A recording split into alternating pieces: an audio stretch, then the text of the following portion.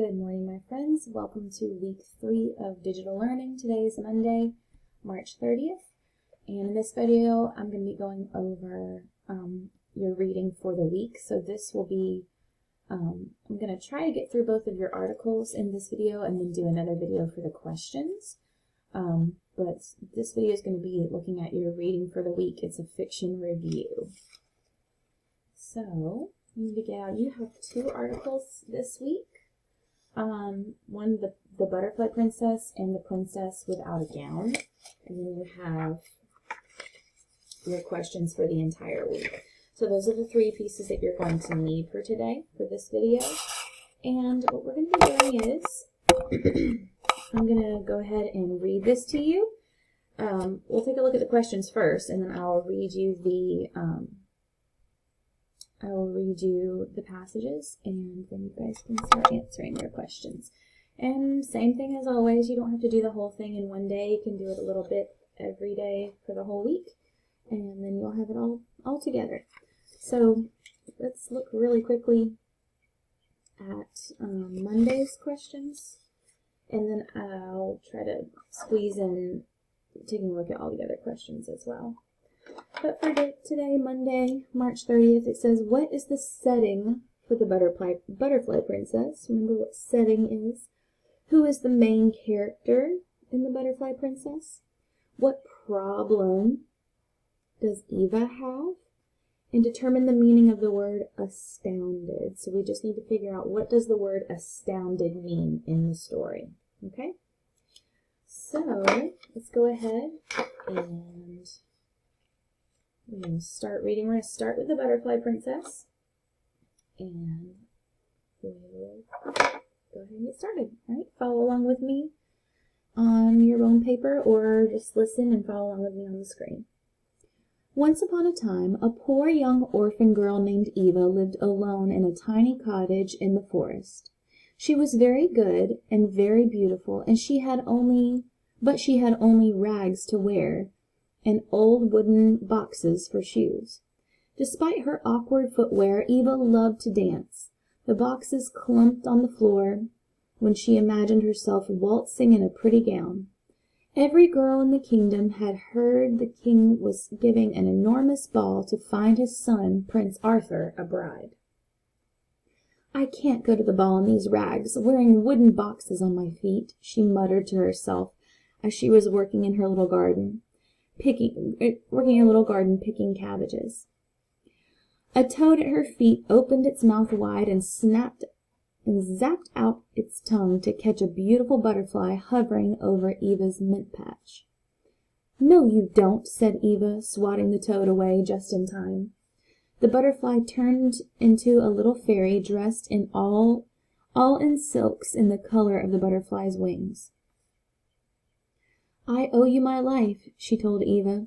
For your kindness, I am going to help you go to the ball the prince is having at the palace tonight. We're going to make a princess out of you. No more dancing in wooden boxes. But I'm not really a princess, said Eva.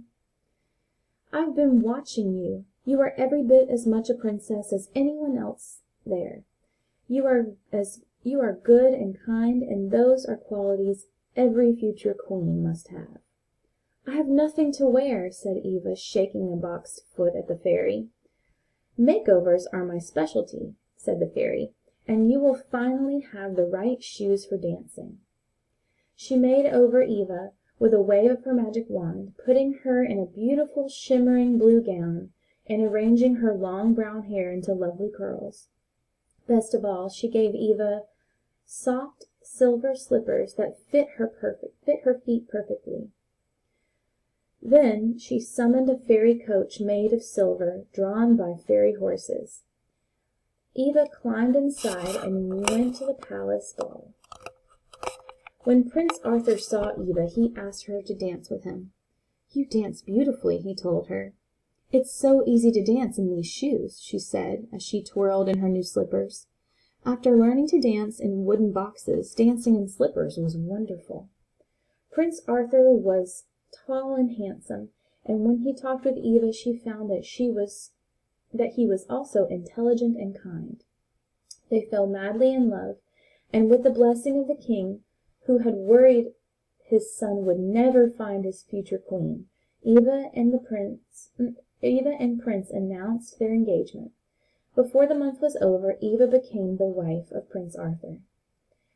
At their wedding, guests were astounded to see clouds of beautiful butterflies following the bride.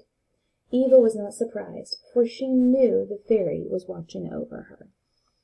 Okay, so cute little fairy tale fiction story. So before we read the next fiction story, you should be able to answer some of those questions. So, what was the setting in this story? Who was the main character? What problem does Eva have? And determine the meaning of that word astounded. If we pause right here for a minute, you should be able to answer those questions. So if you need to pause your video, go ahead and do that and answer those questions. They should be fresh in your brain.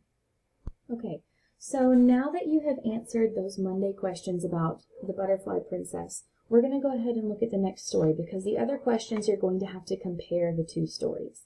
So go ahead and turn to The Princess Without a Gown, and we're going to read this one, and then we'll go over the last bit of those questions, and you'll be done for the week for reading. All right, take a look. Tears filled Anna's eyes as she added the silver gown to one of the donation bags. Tomorrow was the school play, and she now had no costume. She had planned to wear the expensive princess costume she had worn for Halloween last year, but when she tried it on, it was way too small. How had she grown so much since last October? It was too tight, too short, and impossible to zip. The only good thing was that while looking for the costume, she had collected 4 bags of things to donate to a local charity store. "What is wrong?" Grandmother asked when Anna brought the bags out. Anna wiped away a stray tear that had been left behind. "I need a princess costume for the school play tomorrow. I was counting on wearing my Halloween costume, but it's too small," Anna admitted. "I have the lead role and everyone at school will see me. How can the princess have nothing to wear? All I found were things to donate." "No good deed goes unrewarded," said Grandmother. You've gathered great things someone will be happy to use, and you just need to be a princess, not a tree or a bear, not a dragon, just a princess," said Anna, managing a smile. "Princess is easy," said Grandmother. "Trees and bears and dragons would be a big challenge. Let's go take these things down to the charity store. We can make a princess out of you there in no time." "The place I'm give my clothes to?" asked Anna. "But I was hoping for something nice and sparkly and silver." "They don't just have old clothes," said Grandmother. "They have old princess clothes too. We will find you something perfect." Grandmother drove Anna to the local thrift store, and she led her to a whole row of beautiful, used, fancy dresses people had donated. They had every color and all kinds of styles. "Here are some silver sparkles," said Grandmother, pulling out a few gowns decorated with shiny sequins. "I can make alterations to the dress on my sewing machine to make it fit better if we need to."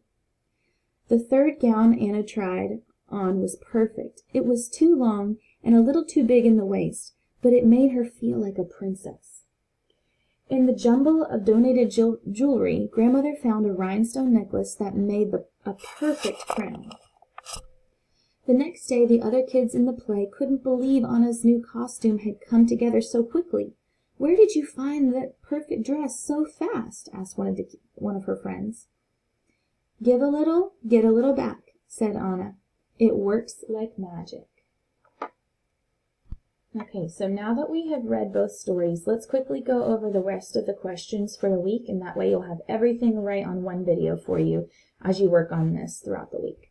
So we went over Monday's questions already. The rest of these we're going to need both stories to be able to answer them. So let's take a look. March 31st for Tuesday, it says, "From what point of view are both stories being told?" What point of view are both stories being told? Next one, why does the fairy help Eva? So you'll need to go to the Butterfly Princess to figure out why. Why does the fairy help Eva? The fairy helps Eva because you give an answer. Determine the meaning of the word stray in the story. The word stray was in The Princess Without a Gown right here. So if you need to go back, read that sentence, use your context clues. What does the word stray mean in that story? And the last one for Tuesday says, how is the Butterfly Princess like other fairy tales you have read? So how is it like other fairy tales you've read? One fairy tale came to mind very quickly when I was reading that for me, so I'm sure one fairy tale in particular came to mind for you as well. So that's what you need to do for that one. Let's take a look at the next 2 days, and then you'll be all set, my friends. So for questions for Wednesday, how are the two stories similar? So you need to give me one way that both stories are similar. What is one thing that both stories have in common? How is Anna feeling at the beginning of the story? So how is she feeling at the beginning, and how do you know? Anna is feeling blank at the beginning of the story because, and then tell me how you know. You need to use a piece of text evidence there. You need some text evidence for that question. What problem does Anna have? What's her problem in the story? Determine the meaning of the word alterations. Alterations is also in The Princess Without a Gown. It's down here. Use your context clues. What does that word mean there? What's the meaning of the word alterations? And then lastly, your questions for Thursday. Give a little, get a little back. Why does Anna say this? This is something that she says at the end of the story. Why does she say that? What do you think? What is the reason for her saying that? How are the fairy and the godmother and the grandmother similar in the story? So how is the fairy and the grandmother similar?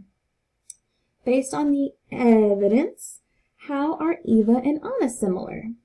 So you need to use evidence here. Text evidence for that question. And how is the theme in both stories similar? Think about theme. Theme is similar to the moral of the story, the lesson you're trying to learn there. How are the themes in both stories similar? They have very similar themes. Think about it. If you guys are confused about any of this, just let me know. Send me a message. I'll make another video, or I'll direct you to something that can help you, or I can give you a call or something. I can help you out with this. But good luck, and remember, this is all week long, so you don't have to rush and get it done all in one day. Just take your time, do your best, and we miss you. Talk to you soon.